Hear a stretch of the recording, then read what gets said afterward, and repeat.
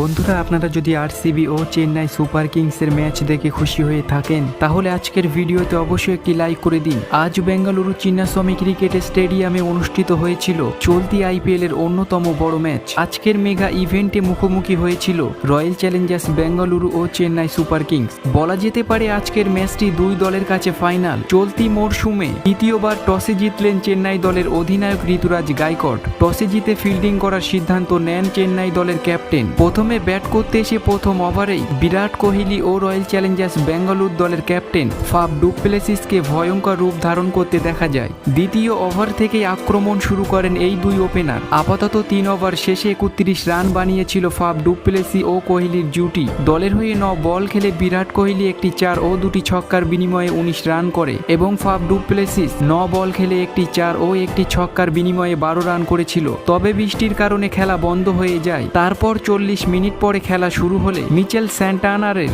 বলে 29 বল খেলে 3টি 4 ও 4টি ছক্কা হাঁকিয়ে 47 রানের ইনিংস খেলে আউট হয়ে যান বিরাট কোহলি। চেন্নাইয়ের বিরুদ্ধে আজকের ম্যাচে ক্যাপ্টেন ডু প্লেসিস 39 বলে 3টি 4 ও 3টি ছক্কা হাঁকিয়ে 54 রানের বিধ্বংসী ইনিংস খেলে আউট হয়ে যান তিনি। পাশাপাশি আজকের ম্যাচে আবারও দুর্দান্ত ইনিংস খেলেছিল রজত পাটিদার। 23 বলে 2টি 4 ও 4টি ছক্কার বিনিময়ে 41 রান করেন তিনি। 17 বলে 3টি 4 ও 3টি ছক্কার বিনিময়ে 38 রান করেন ক্যামেরন গ্রিন। 6 বলে একটি 4 ও একটি ছক্কার বিনিময়ে 14 রান করে যান দীনেশ কার্তিক। শেষমেশ 5 বলে 2টি 4 ও একটি ছক্কার বিনিময়ে 16 রান বানিয়ে আরসিবি দলকে 218 রানে পৌঁছে দিয়েছিলেন গেলেন ম্যাক্সওয়েল। চেন্নাই দলের হয়ে 2টি করে উইকেট নেন শার্দুল ঠাকুর এবং একটি উইকেট নেন তুষার দেশপান্ডে ও মিচেল স্যান্টানার। বেঙ্গালুরু যদি 200 রানের মধ্যে আটকে ফেলতে পারে চেন্নাইকে তাহলে শেষ 4-এ যাবে বিরাট কোহলিরা। এই রান তাড়া করতে নেমে চেন্নাই শুরুটা খুব ভালো হয়নি। গেলেন ম্যাক্সওয়েলের প্রথম বলে চেন্নাই দলের অধিনায়ক ঋতুরাজ গায়কোয়াড় আউট হন। তারপর মাঠে নামেন ড্যারি মিচেল। আজকের ম্যাচে রাচিন রবীন্দ্র অসাধারণ ইনিংস খেলেছিল।